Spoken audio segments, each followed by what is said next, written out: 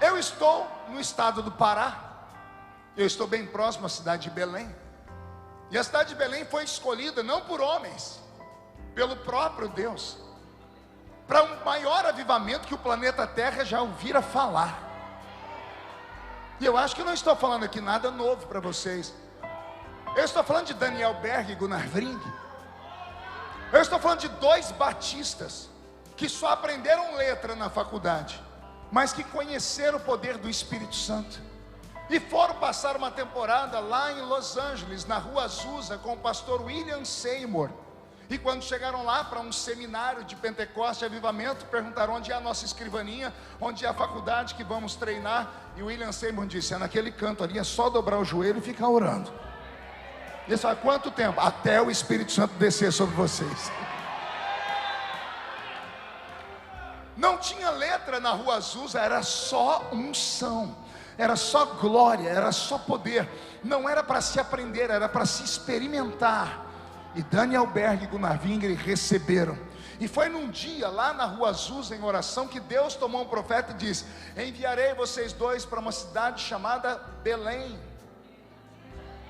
Levantaram, pegaram o mapa mundi, rodaram o mapa mundi, acharam duas Belém.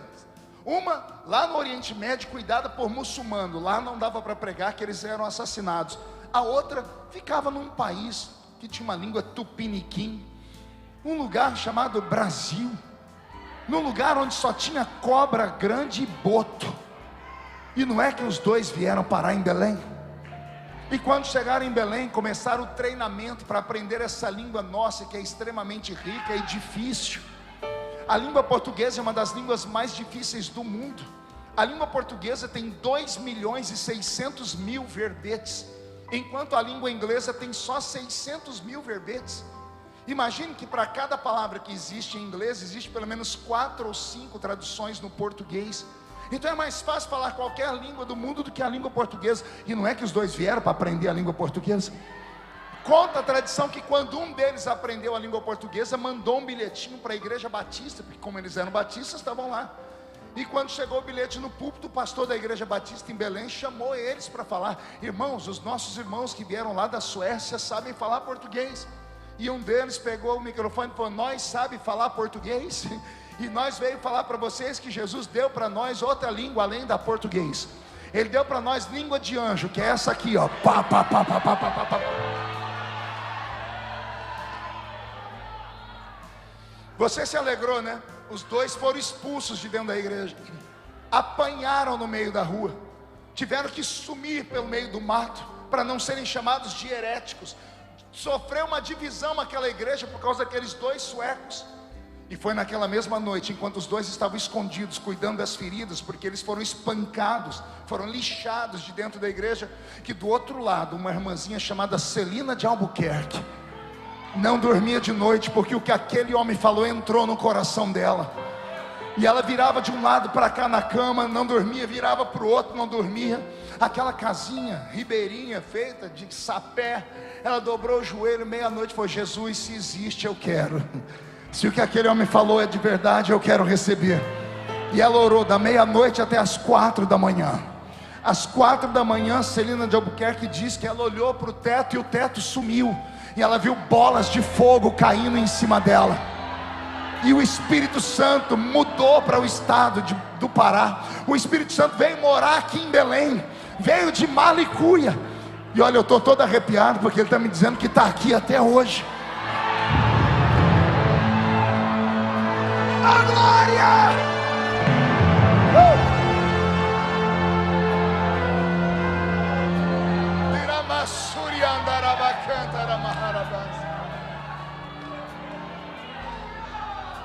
E o que Deus deu àqueles dois homens mudou o curso da história do mundo. E tudo nasceu aqui em Belém, aqui do lado de vocês. Portanto, esta terra não é uma terra normal. O problema é que com o passar do tempo, é natural as pessoas irem se esfriando. Com o passar do tempo, é natural os homens criarem grandes igrejas e às vezes se perderem, porque há muita preocupação. E aí se tornam donos de um estado, donos de uma nação inteira. e começam a se preocupar com os conceitos, com os defeitos, com os valores de uma nação, começam a se preocupar com a liturgia, começam a se preocupar com isso, com aquilo, e vão deixando de lado a essência. E ao se perder a essência, a igreja entra no mesmo ritmo. E de repente, depois de 100 anos, o que restou daquilo que os nossos pais nos ensinaram? Muito pouco. Temos reuniões todos os domingos, todas as semanas. Gostamos de ouvir uma bela palavra e uma música que nos incendeia e nos coloca de pé. Mas eu queria saber o que foram feitos daquelas experiências, daquelas do livro Diário de um Pioneiro, escritas por Daniel Berg. Você já leu esse livro, Diário de um Pioneiro? Você precisa adquirir. Ele conta como era o início dos cultos aqui em Belém. Ele conta assim: eu estava pregando em Belém em um culto, e a glória de Deus era tão grande, que o Senhor me mostrou um homem no meio do povo, e eu estendi a mão sobre ele, e o homem flutuou no ar.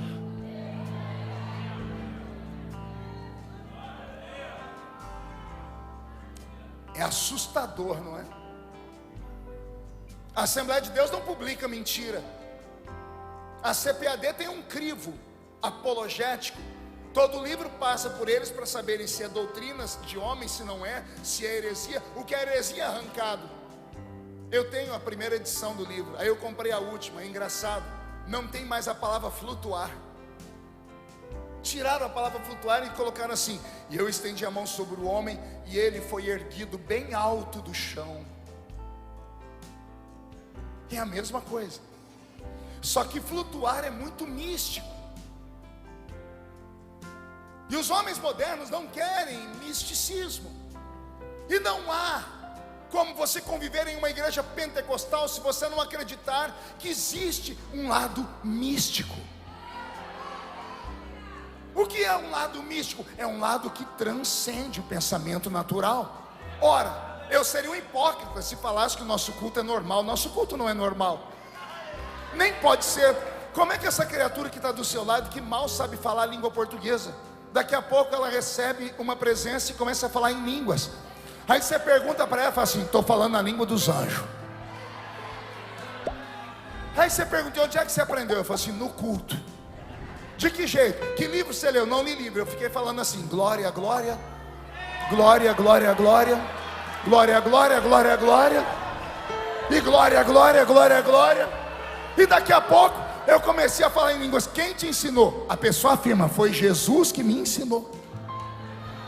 Me explique como você vai fazer uma pessoa que tem uma mente normal, um erudito, um professor, um filósofo, como você vai explicar isso para um sociólogo? Que existem homens e mulheres aqui em Nanindeua que não sabem ler, não sabem escrever. A maioria tem um trabalho muito simples, honesto, digno, porém muito simples, mas que quando começam a orar, parte do seu corpo começa a interagir com o mundo invisível, a ponto dos olhos marejarem lágrima, o corpo ficar todo arrepiado. Alguns começam a tremer, outros não conseguem ficar sentados, alguns começam a bater o pé no chão, outros começam a fazer coreografias que quem olha acha que eles estão doentes mentais.